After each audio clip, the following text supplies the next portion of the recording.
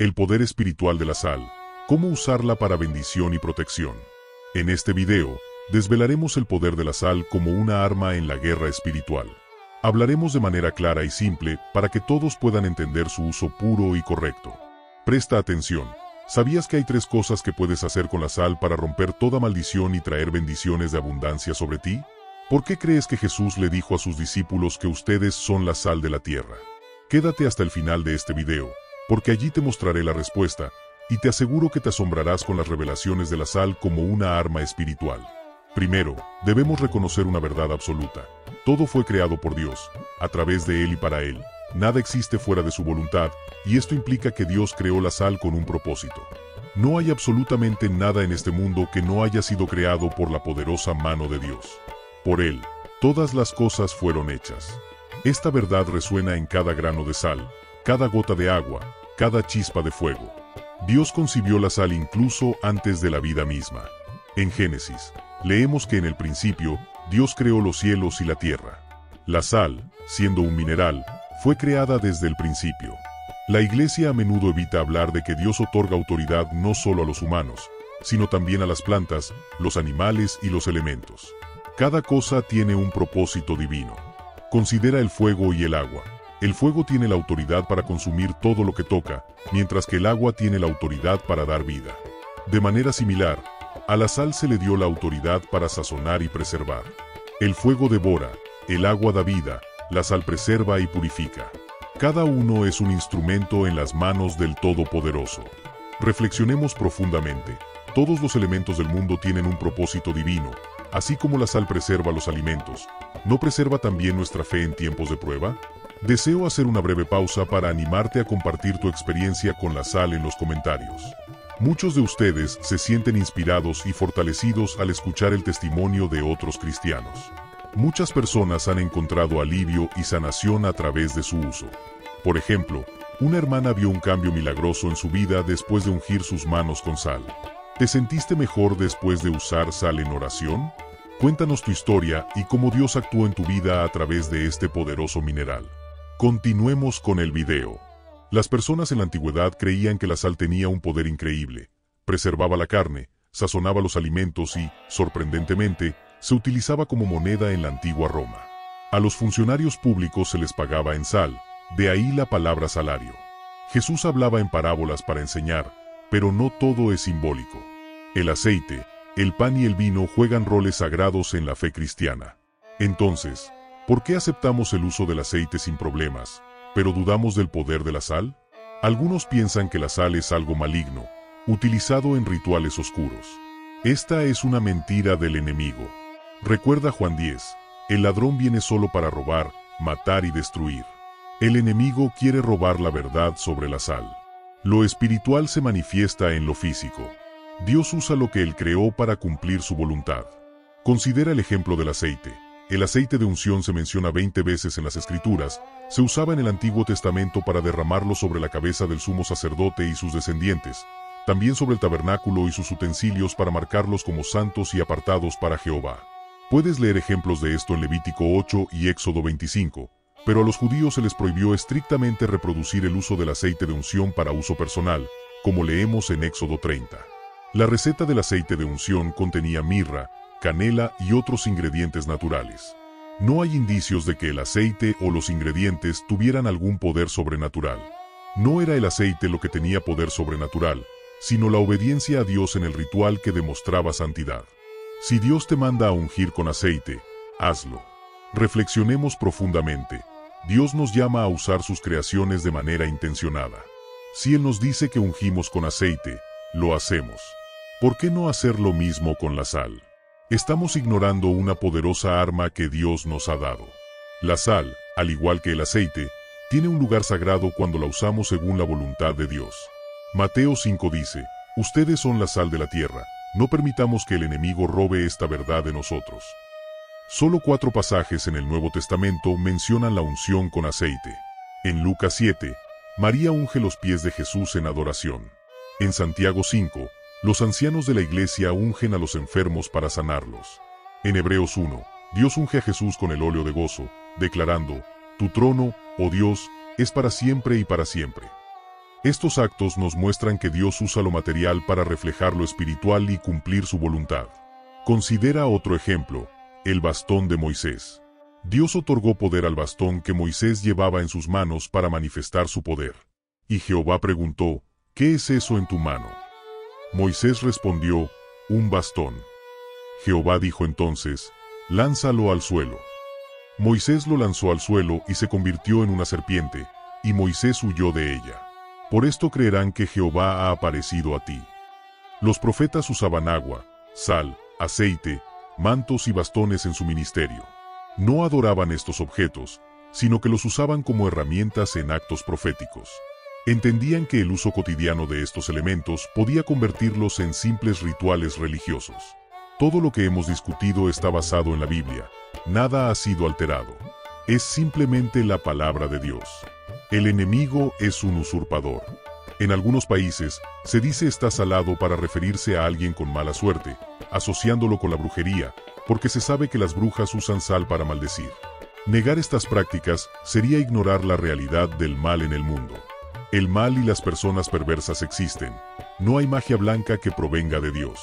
Todo acto que no esté guiado por el Espíritu Santo y la Biblia es brujería. El enemigo, como usurpador, imita y corrompe lo que Dios crea, intentando usar las armas de Dios para su beneficio. Satanás le ofreció a Jesús los reinos del mundo, una autoridad robada al hombre. Mateo 4 registra cómo el tentador le ofreció a Jesús los reinos del mundo. Aunque estos fueron dados al hombre por Dios, nuevamente lo llevó a un monte muy alto, le mostró todos los reinos del mundo y su esplendor, y le dijo, todo esto te daré si te postras y me adoras. Pero el hombre, a través de su desobediencia, fue despojado de esa autoridad, permitiendo que Satanás usurpase los reinos del mundo. Reflexionemos profundamente. ¿Somos conscientes de cómo el enemigo trata de corromper lo sagrado? ¿Usamos las herramientas que Dios nos ha dado con reverencia y propósito? Recordemos siempre que lo material puede ser un reflejo del espiritual y que nuestro deber es usar estas herramientas con fe y obediencia a Dios, como dice en Efesios 6. Porque nuestra lucha no es contra carne y sangre, sino contra los gobernantes, contra las autoridades, contra los poderes de este mundo de tinieblas y contra las fuerzas espirituales del mal en las regiones celestes. La Biblia sugiere que Dios y sus profetas fueron los primeros en usar la sal después de la creación del mineral. La historia de Sodoma y Gomorra, relatada en Génesis 19, es bien conocida. Lot, buscando los placeres mundanos y la guía de Dios, eligió vivir en estas ciudades depravadas. La depravación sexual y el pecado llegaron hasta el cielo. Dios castigó a la esposa de Lot por su desobediencia, convirtiéndola en una columna de sal. Aquí, la sal fue usada para castigar el pecado de desobediencia. No fue Satanás, sino Dios quien usó este mineral para ejercer su justicia. En Levítico 2, se dice, sazonarás todas tus ofrendas de grano con sal. No dejarás fuera de tu ofrenda de grano la sal del pacto de tu Dios, añadirás sal a todas tus ofrendas. Aquí, Dios manda al hombre a rociar sal en cada ofrenda. Cada ofrenda significa que no hay excepciones y no dejar fuera enfatiza la perpetuidad de esta práctica para los israelitas. Salpicar las ofrendas con sal era obligatorio para purificar las impurezas. Este pasaje revela otra cualidad de la sal, la purificación. En Crónicas, se dice, ¿no sabéis que el Señor, el Dios de Israel, ha dado el reino de Israel a David y a sus descendientes por un pacto de sal para siempre? Dios establece pactos con el hombre usando herramientas simples y naturales como la sal. Este versículo muestra otra cualidad de la sal, el pacto perpetuo. Hemos visto tres atributos principales de la sal en el ámbito espiritual: purificar, pactar y maldecir. Estas cualidades revelan la profundidad y el propósito divino en el uso de este mineral. Ahora, reflexionemos un poco. ¿Por qué la bruja usa la sal para la brujería? Usan precisamente este elemento porque son conscientes del atributo espiritual que representa la sal, sabiendo que es un mineral creado por el todopoderoso Dios que trasciende tanto los mundos material y espiritual, y que se le han otorgado estas tres autoridades específicas, y si se usa contra él, podría causar un daño significativo. El enemigo ha intentado hacer que los cristianos y el mundo entero crean que la sal es un instrumento del mal utilizado solo por los hechiceros, pero hoy entenderás que la sal no es solo una herramienta oxidada usada solo en el Antiguo Testamento y olvidada. Hoy sabrás que el pacto de sal es eterno, y si los cristianos han dejado de usarla, es porque fueron astutamente engañados. Hoy es el día en que dices basta a los engaños.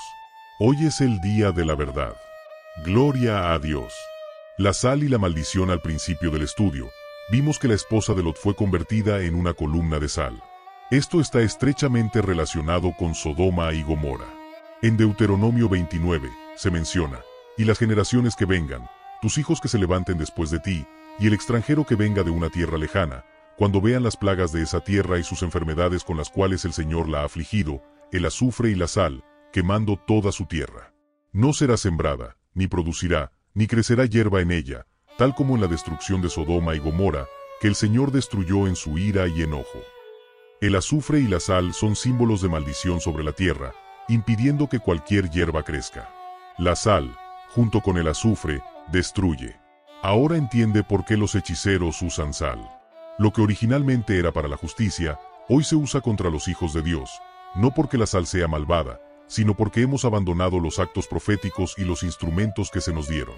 La sal es nuestra herencia. Si eres un hijo genuino de Dios, no debes temer al hechicero que usa sal contra tu hogar, trabajo o negocio. Tienes la autoridad para deshacer cualquier brujería y revocar maldiciones. Sofonías 2 dice, por lo tanto, como vivo, dice el Señor de los ejércitos, Dios de Israel, Moab será como Sodoma, y los hijos de Amón como Gomorra, un campo de ortigas y un pozo de sal, y una desolación perpetua. El remanente de mi pueblo los saqueará, y el remanente de mi pueblo los poseerá. La sal está relacionada con Sodoma y Gomorra, Moab y Amón.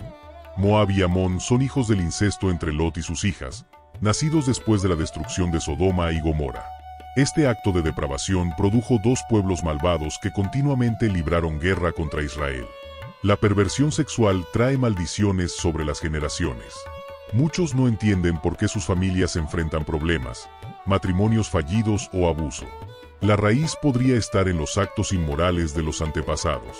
A menudo, no entendemos por qué hay ciertos problemas en nuestras familias, o por qué nuestros hijos no pueden tener un matrimonio exitoso, porque hay violadores y víctimas en el ambiente familiar, incluso siendo cristianos. Esta es, sin duda, una situación lamentable. La causa podría ser la degeneración heredada a través de los actos inmorales de nuestros antepasados. Para liberar a tus hijos de estas maldiciones, el versículo anterior de Sofonías ofrece una respuesta. Toma la sal consagrada a Dios y repite esta oración. Padre mío, Dios de Israel, gracias por encontrarme y darme tu palabra. Perdona los pecados de mi familia, mis abuelos y mis padres. Perdona la depravación sexual de mi familia. Hoy, tomo la sal consagrada a tu altar y seco el mal que hasta hoy ha cargado a mi familia. Esparzo la sal sobre mi vientre. La desolación ha salido del lugar donde moraba el pecado de Sodoma y Gomorra. Desde hoy en adelante, dejaré toda maldad para que tu verdad, tu piedad y tu misericordia reinen sobre mí y mis generaciones. En el poderoso nombre de Jesús. Amén. La sal es el único elemento en la Biblia que se usa tanto para bendecir como para maldecir. Es un arma de Dios heredada por sus hijos, pero el enemigo la usa en nuestra contra. No temas. Jesús dijo, ustedes son la sal de la tierra, pero si la sal pierde su sabor, ¿con qué se salará? Ya no sirve para nada, sino para ser echada afuera y pisoteada por los hombres. En la Biblia la sal aparece en contextos tanto de maldición como de bendición. El Salmo 107 dice, Él convirtió los ríos en desierto, los manantiales en tierra sedienta, y la tierra fértil en un yermo salado, a causa de la maldad de los que allí moraban. La sal marca la tierra estéril como un castigo por la maldad. Los cristianos rara vez usan la sal para maldecir, lo cual es bueno, ya que debemos tener un amor genuino. Sin embargo, un hijo de Dios debe saber cuándo usar la sal para la guerra y cuándo para la paz. La sal es un arma tanto de guerra como de paz. Aquí, nos centramos en la sal como arma de guerra. Un ejército se forma para la protección de un país y se usará en el momento oportuno, cuando un invasor intente tomar el territorio por la fuerza. Mientras los invasores no intenten tomar el país, el ejército permanece en un estado pasivo, pero siempre preparado para la guerra. Desafortunadamente, en la guerra espiritual, el enemigo ya está atacando el territorio cristiano, y la sal debe ser usada para maldecir al ejército enemigo. Toma la sal consagrada a Dios y esparcémosla en tu hogar, tu vecindario, tu ciudad.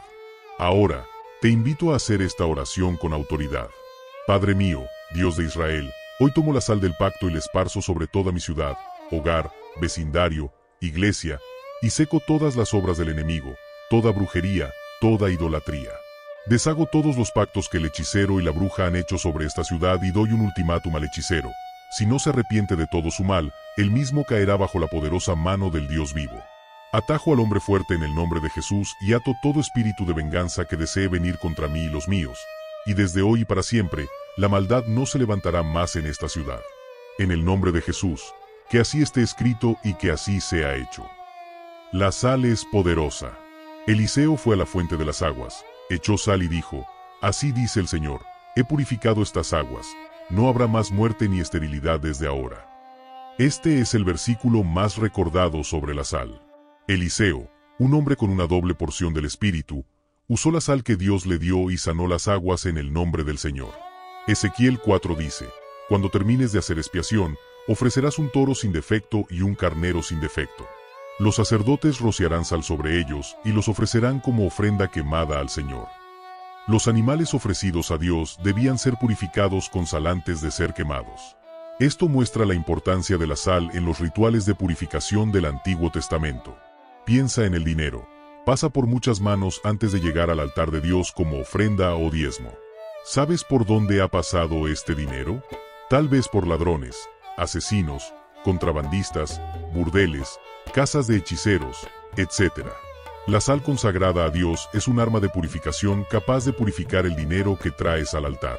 Regla de oro: si deseas consagrar la sal para Dios, tómala con reverencia y respeto. Si compras sal para consagrarla, compra un paquete entero y dedícalo al 100% al servicio de Dios. Usa esta sal para nada más. Úsala exclusivamente para honrar a Dios. No puedes usar un poco para Dios y otro poco para cocinar. Entiende que compraste la sal solo para ser usada en el altar. Así como dedicas la sal comprada solo para Dios, así debe ser el recipiente que uses. No busques una botella vieja en casa. Compra un recipiente nuevo y dedícalo especialmente para honrar a Dios. Esta misma regla debe aplicarse con el aceite. Muchas iglesias, al recibir los diezmos y ofrendas, esparcen sal sobre ellos y oran a Dios para que sean purificados de toda impureza, como se explica en Levítico 2. Y aunque no todas las iglesias practican este acto profético, hay personas que entienden que el trabajo de sus manos debe ser puro. Por lo tanto, antes de dar su diezmo, lo limpian en casa, usando la sal que ha sido consagrada para esta tarea. El pacto, como se establece en Números 18, dice: todas las ofrendas de los santos que los hijos de Israel ofrezcan al Señor, yo te las he dado a ti, a tus hijos y a tus hijas contigo, por estatuto perpetuo.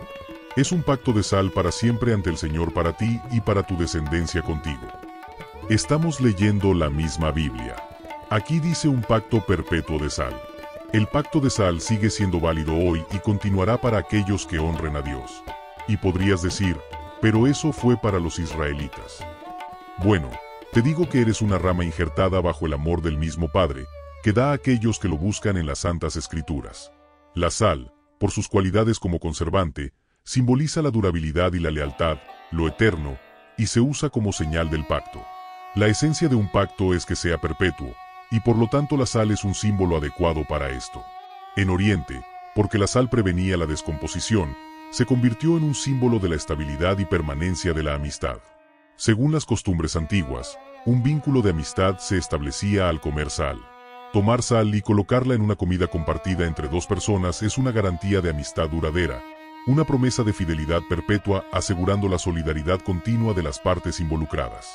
Dos personas que compartían una comida sazonada con sal se comprometían a no traicionarse ni hacerse daño. Se decía que siempre que alguien comía, a través de una comida, la sal de un hombre, se convertían en amigos para toda la vida. El Eterno quería que cada sacrificio fuera un recordatorio de la relación con Él. Cuando se hacían pactos, las partes a menudo comían juntas, incluida la sal, lo que denotaba lealtad perpetua y fidelidad al pacto celebrado. Por lo tanto, se entendía que un pacto de sal debía cumplirse sin falta. Números 18 menciona que el incumplimiento o la traición del pacto de sal a menudo era castigado con la muerte. En una ocasión, un historiador estadounidense estaba investigando en una ciudad del Medio Oriente, y sin darse cuenta, cayó la noche sobre él. Sabiendo lo peligrosas que eran esas carreteras por la noche, decidió acercarse a una de las tiendas a lo largo del camino. Es probable que esta tienda perteneciera a personas que robaban a los viajeros que perdían el camino, pero él no le prestó atención. La noche estaba fría, y el peligro acechaba.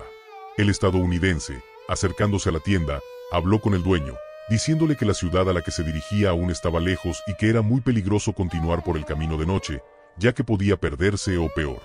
El hombre de la tienda le dijo: ¿No sabes que soy un ladrón? ¿Cómo sabes que no te mataré y te robaré lo que llevas? Sí, sé que eres un ladrón, dijo el viajero, pero haré un pacto de sal contigo. Entonces, el ladrón respondió: Ven, pasa, bendito del Señor, y siéntate. El ladrón puso pan sobre la mesa y lo sazonó con sal, y ambos comieron. A la mañana siguiente, el estadounidense se levantó, y el ladrón estaba vigilante en la tienda, cuidando las pertenencias de su huésped. El ladrón contó las pertenencias del viajero y se las devolvió todas amablemente. El estadounidense subió a su vehículo y continuó su viaje escoltado por el ladrón, quien lo acompañó y protegió todo el camino hasta la ciudad de destino. El ladrón sabía que hacer un pacto de sal con un hombre es un servicio a Dios y lo honrará hasta el día de su muerte. El pacto de sal en el este sigue siendo válido hoy en día y es un acuerdo mutuo válido hasta el fin de los tiempos, incluso después de la muerte de uno de los pactantes. Un comerciante va al campo a comprar 100 ovejas, pero al llegar, se da cuenta de que el pastor tenía 300 ovejas y quería venderlas todas. El comerciante se da cuenta de que no tiene suficiente dinero para comprarlas todas. Entonces, el pastor le dice: hagamos un pacto de sal con la promesa de que te daré las 300 ovejas y tú, dentro de 60 días, me pagarás por las 200 restantes. Ambos acuerdan y comen una comida sazonada con sal. El comerciante se lleva las 300 ovejas. 30 días después, el comerciante muere, pero su hijo estaba al tanto del pacto que su padre tenía con el pastor. A los 60 días, el hijo del comerciante honra el pacto que su padre hizo con el pastor y paga el resto del dinero adeudado. Quiero que entiendas esto claramente. El pacto de sal es un compromiso mutuo entre Dios y el hombre, una relación equilibrada. No puedes decirle al Señor que estás haciendo un pacto con Él y luego vivir como te dé la gana. Dios honra a los que lo honran. Su promesa es que Él será tu hijo y tú, su padre. Sin embargo, uno debe recordar los mandamientos de su Dios. Éxodo 20 habla del Valle de la Sal, donde la victoria pertenece a los que luchan por su bendición. Según el segundo de Samuel, David se hizo famoso cuando regresó de derrotar a 18,000 arameos en el Valle de la Sal. Él mismo mató a 10,000 edomitas en el mismo valle, y así continuó la batalla, llamándola con el nombre que retiene hasta el día de hoy. Luchando, Amasías reunió a su gente y fue al Valle de la Sal, donde mató a 10,000 hombres de Seir. El Valle de la Sal es donde los israelitas derrotaron a sus enemigos en 2 ocasiones, la primera siendo la victoria de David sobre los 18,000 arameos. Los eruditos no pueden señalar la ubicación exacta descrita, pero Samuel nos dice que allí, David fue exaltado por su pueblo por lograr una victoria poco común en las guerras. ¿Qué batalla tan difícil enfrentó David con tantos enemigos contra él y un ejército que superaba en número a los israelitas? Pero, tal vez, Dios estaba con él. En efecto, David logró la victoria en el Valle de la Sal, derrotando a los 18,000 soldados. Pero quiero explicarte algo sobre este breve relato. Si no luchas tus batallas, no ganarás. Muchos de nosotros crecimos con la frase Dios pelea nuestras batallas, pero esa es solo una media verdad. Dios ganó la guerra, todo está hecho, pero tú debes luchar tus propias batallas, luchar por tus bendiciones. Es un mal hábito que los cristianos modernos han adquirido, el de solo orar y clamar. Déjame decirte que Jesús es la palabra hecha carne, y que sus palabras fueron acompañadas de acción. ¿Se dedicó solo a orar? Ciertamente no. El maestro, al igual que David, sabía que las batallas se enfrentan poniendo en práctica la fe profesada. Sí, es un hecho que debemos orar, ayunar y alabar, pero también hay un momento para poner en acción lo que creemos con el corazón. Para el israelita, la sal es muy importante. Con la sal, se selló el pacto de Dios con el hombre, con las ofrendas de sal se purificaban, con sal se podía bendecir o maldecir. Pero ese día, David tuvo que demostrarle al pueblo que Dios estaba con él, que la sal del pacto estaba sobre su cabeza y que la victoria vendría de la mano de Jehová. Ahora, tú que deseas las bendiciones de Dios, ¿qué haces para lograrlas? ¿Esperas sentado o solo oras en casa y esperas que Dios se manifieste? ¿Solo te congregas en la iglesia y te conformas con eso? Los cristianos tendemos a esperar la respuesta de Dios y eso es todo. No queremos hacer sacrificios, no queremos hacer nada más allá de lo estrictamente necesario para ser considerados buenos creyentes. Somos conformistas, pero no agradecidos. Queremos lograr las mayores bendiciones con el menor esfuerzo. ¿Qué debe hacer un cristiano para lograr sus bendiciones? La respuesta es fácil: luchar por ellas. La historia de David es un ejemplo de que la sal puede bendecir o maldecir. Si vas a la batalla listo para ganar, la sal será para bendición. Si vas a la batalla con la idea de hacer lo que puedas, entonces la sal será tu perdición. Así es como trabaja la bruja. Si una bruja maldice tu hogar con sal y no estás consagrado a Dios, esa maldición caerá sobre ti.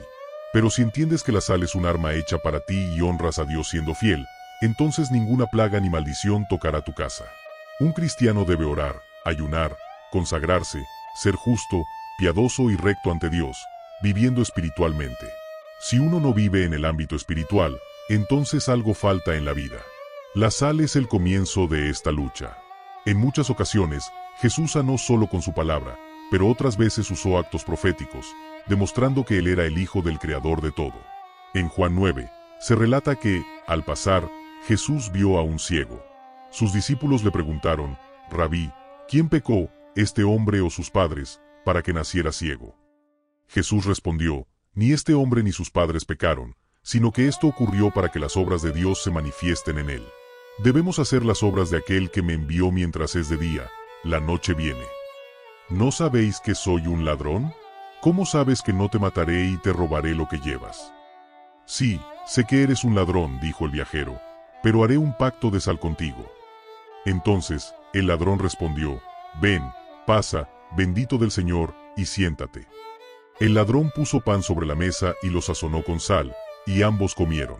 A la mañana siguiente, el estadounidense se levantó, y el ladrón estaba vigilante en la tienda, cuidando las pertenencias de su huésped. El ladrón contó las pertenencias del viajero y se las devolvió todas amablemente. El estadounidense subió a su vehículo y continuó su viaje escoltado por el ladrón, quien lo acompañó y protegió todo el camino hasta la ciudad de destino. El ladrón sabía que hacer un pacto de sal con un hombre es un servicio a Dios y lo honrará hasta el día de su muerte. El pacto de sal en el este sigue siendo válido hoy en día y es un acuerdo mutuo válido hasta el fin de los tiempos, incluso después de la muerte de uno de los pactantes. Un comerciante va al campo a comprar 100 ovejas, pero al llegar, se da cuenta de que el pastor tenía 300 ovejas y quería venderlas todas. El comerciante se da cuenta de que no tiene suficiente dinero para comprarlas todas. Entonces, el pastor le dice: hagamos un pacto de sal con la promesa de que te daré las 300 ovejas y tú, dentro de 60 días, me pagarás por las 200 restantes. Ambos acuerdan y comen una comida sazonada con sal. El comerciante se lleva las 300 ovejas. 30 días después, el comerciante muere, pero su hijo estaba al tanto del pacto que su padre tenía con el pastor. A los 60 días, el hijo del comerciante honra el pacto que su padre hizo con el pastor y paga el resto del dinero adeudado. Quiero que entiendas esto claramente. El pacto de sal es un compromiso mutuo entre Dios y el hombre, una relación equilibrada. No puedes decirle al Señor que estás haciendo un pacto con Él y luego vivir como te dé la gana. Dios honra a los que lo honran. Su promesa es que Él será tu hijo y tú, su padre. Sin embargo, uno debe recordar los mandamientos de su Dios. Éxodo 20 habla del Valle de la Sal, donde la victoria pertenece a los que luchan por su bendición. Según el segundo de Samuel, David se hizo famoso cuando regresó de derrotar a 18,000 arameos en el Valle de la Sal. Él mismo mató a 10,000 edomitas en el mismo valle, y así continuó la batalla, llamándola con el nombre que retiene hasta el día de hoy. Luchando, Amasías reunió a su gente y fue al Valle de la Sal, donde mató a 10,000 hombres de Seir. El Valle de la Sal es donde los israelitas derrotaron a sus enemigos en 2 ocasiones, la primera siendo la victoria de David sobre los 18,000 arameos. Los eruditos no pueden señalar la ubicación exacta descrita, pero Samuel nos dice que allí, David fue exaltado por su pueblo por lograr una victoria poco común en las guerras. ¿Qué batalla tan difícil enfrentó David, con tantos enemigos contra él y un ejército que superaba en número a los israelitas? Pero, tal vez, Dios estaba con él. En efecto, David logró la victoria en el Valle de la Sal, derrotando a los 18,000 soldados. Pero quiero explicarte algo sobre este breve relato. Si no luchas tus batallas, no ganarás. Muchos de nosotros crecimos con la frase Dios pelea nuestras batallas. Pero esa es solo una media. Dios ganó la guerra, todo está hecho, pero tú debes luchar tus propias batallas, luchar por tus bendiciones. Es un mal hábito que los cristianos modernos han adquirido, el de solo orar y clamar.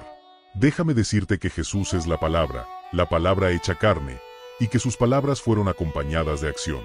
¿Se dedicó solo a orar? Ciertamente no. El maestro, al igual que David, sabía que las batallas se enfrentan poniendo en práctica la fe profesada.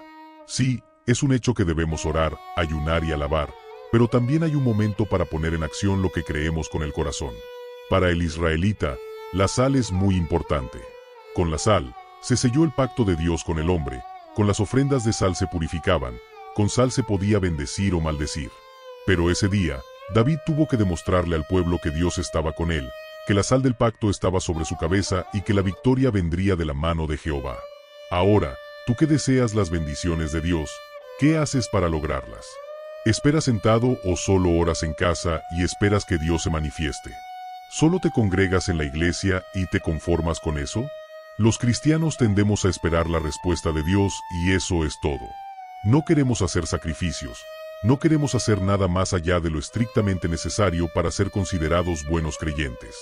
Somos conformistas, pero no agradecidos.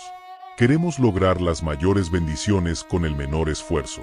¿Qué debe hacer un cristiano para lograr sus bendiciones? La respuesta es fácil: luchar por ellas. La historia de David es un ejemplo de que la sal puede bendecir o maldecir. Si vas a la batalla listo para ganar, la sal será para bendición. Si vas a la batalla con la idea de hacer lo que puedas, entonces la sal será tu perdición. Así es como trabaja la bruja. Si una bruja maldice tu hogar con sal y no estás consagrado a Dios, esa maldición caerá sobre ti. Pero si entiendes que la sal es un arma hecha para ti y honras a Dios siendo fiel, entonces ninguna plaga ni maldición tocará tu casa. Un cristiano debe orar, ayunar, consagrarse, ser justo, piadoso y recto ante Dios, viviendo espiritualmente. Si uno no vive en el ámbito espiritual, entonces algo falta en la vida. La sal es el comienzo de esta lucha. En muchas ocasiones, Jesús sanó solo con su palabra, pero otras veces usó actos proféticos, demostrando que Él era el Hijo del Creador de todo. En Juan 9, se relata que, al pasar, Jesús vio a un ciego. Sus discípulos le preguntaron: Rabí, ¿quién pecó, este hombre o sus padres, para que naciera ciego? Jesús respondió: ni este hombre pecó, ni sus padres, sino que esto sucedió para que las obras de Dios se manifiesten en él. Debemos hacer las obras de aquel que me envió mientras es de día. La noche viene cuando nadie puede trabajar. Mientras yo esté en el mundo, soy la luz del mundo.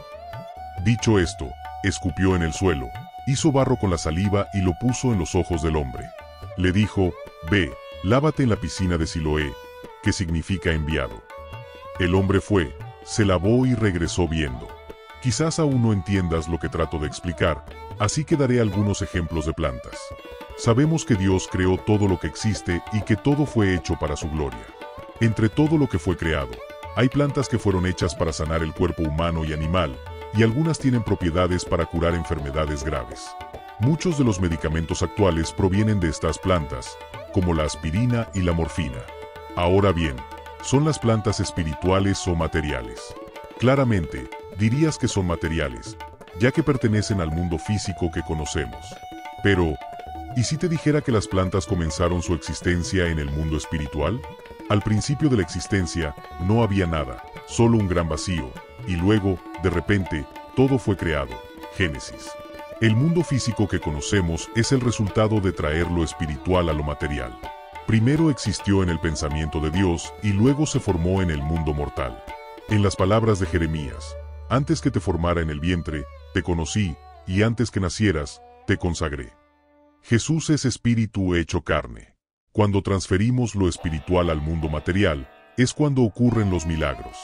La sal es solo sal hasta que se une con lo espiritual y, en lo espiritual, es pacto, limpieza, bendición. El propio Jesús unió lo espiritual con lo físico. Dicho esto, escupió en el suelo, hizo barro con la saliva, y lo aplicó a los ojos del ciego. La tierra es solo tierra, por supuesto, pero del polvo de la tierra fue creado el hombre. La saliva es solo saliva, pero también es agua, y el agua fue creada para dar vida. Jesús reconoce esto y, a través de su autoridad, une lo espiritual con lo material para provocar un milagro. Sin embargo, hay un punto clave en esto, y está en Juan 9. Le dijo: ve, lávate en la piscina de Siloé, que significa enviado, punto. Entonces fue, se lavó y volvió viendo. La acción completó el milagro. La obediencia y la acción producen bendición. Resumen final. La sal ha sido utilizada como herramienta de guerra desde los tiempos del Antiguo Testamento, representando el pacto entre Dios y David. Se usaba para purificar ofrendas y condenar lugares marcados por el pecado. Simbólicamente, la sal representa lo eterno. Se utiliza para purificar, maldecir y establecer pactos. Su manejo debe ser meticuloso y puro, desde la compra, consagrándola y usando utensilios nuevos reservados solo para este propósito. Al emplear sal, el creyente debe estar dedicado a Dios y vivir como un verdadero hijo de la fe. La sal se usa en áreas afectadas por maldiciones de brujas, el pecado y el mal humano, en lugares donde los espíritus malignos se niegan a irse, orando e intercediendo durante el acto y restringiendo cualquier espíritu de venganza. Además, se aplica sal para eliminar maldiciones de corrupción transmitidas de generación en generación, aplicándola sobre el vientre y renunciando a cualquier vínculo ancestral. También debe esparcirse sobre los diezmos y ofrendas presentadas en el altar, orando por su purificación. En el hogar y en lugares consagrados, se esparce sal para afirmar que están protegidos por la gracia divina y que ninguna entidad maligna o hechizo tiene poder sobre ellos. En las culturas orientales, la sal simboliza un compromiso mutuo de no traición ni daño, estableciendo un vínculo de confianza y lealtad eterna. Sin embargo, la sal no tendrá efecto sin fe y compromiso con Dios. Advertencia final. ¿Alguna vez has oído hablar de la serpiente de bronce que Dios mandó a hacer a Moisés en Números 21? Después de salir del monte Jor, en el camino hacia el Mar Rojo, para rodear la tierra de Edom, el pueblo se desanimó y habló contra Dios y contra Moisés. ¿Por qué nos sacaste de Egipto para morir en el desierto? No hay pan ni agua, y detestamos este miserable alimento. Entonces, Jehová envió serpientes ardientes entre el pueblo, y mordieron al pueblo. Muchos israelitas murieron. El pueblo vino a Moisés y dijo: Pequé, ya que hablé contra Jehová y contra ti. Ora a Jehová para que quite las serpientes. Moisés oró por el pueblo, y Jehová le dijo: Haz una serpiente ardiente y ponla sobre un asta. Cualquiera que haya sido mordido podrá mirar a ella y vivir. Moisés hizo una serpiente de bronce y la puso sobre un asta. Siempre que alguien era mordido y miraba a la serpiente de bronce, vivía. Dios tuvo misericordia de su pueblo, proveyendo un instrumento visible para que los israelitas pudieran mirarlo y salvarse del veneno. Pero la historia no termina ahí. El pueblo de Dios luego se corrompió nuevamente. En Reyes 18, el rey quitó los lugares altos, destruyó las piedras sagradas, cortó los postes de acera y rompió en pedazos la serpiente de bronce que Moisés había hecho, porque hasta ese momento los israelitas estaban quemando incienso a ella y la llamaban Eustán. El rey Ezequías destruyó la serpiente porque el pueblo de Israel había olvidado que el milagro venía de Dios y no de una estatua. Lo mismo ocurre con la sal. Debe ser un instrumento al servicio de los hijos de Dios, no venerado ni usado de manera frívola. La sal es un medio para manifestar la autoridad de Dios. Sé correcto, sé un fiel siervo, y no cometas el mismo error que los israelitas. Usa las herramientas de Dios correctamente, y siempre tendrás el favor de tu Padre Celestial. Sé bendecido. Bendiciones. No vivas en quejas, lamentos o autocompasión. Eres un guerrero en tiempos de guerra, y el único objetivo es avanzar. No hay retroceso. Un cristiano nunca retrocede. Un cristiano es fiel a su Dios en tiempos buenos y malos. La fe nunca debe decaer. Si eres cristiano, vive sobrenaturalmente. Si el poder espiritual de la sal en la Biblia te ha asombrado, deja tu opinión sobre el tema del video en los comentarios, siempre respetando las opiniones de los demás. Espero que hayas disfrutado del video. Si este contenido fue valioso para ti, te pido que me apoyes con tu suscripción para que no te pierdas ninguno de nuestros próximos videos. Comparte este video con familia y amigos, dale un me gusta y deja tu opinión en los comentarios. Esto ayuda a que el video llegue a más personas. Juntos, podemos iluminar más mentes y expandir nuestro entendimiento. Gracias por estar aquí, y que Dios te bendiga.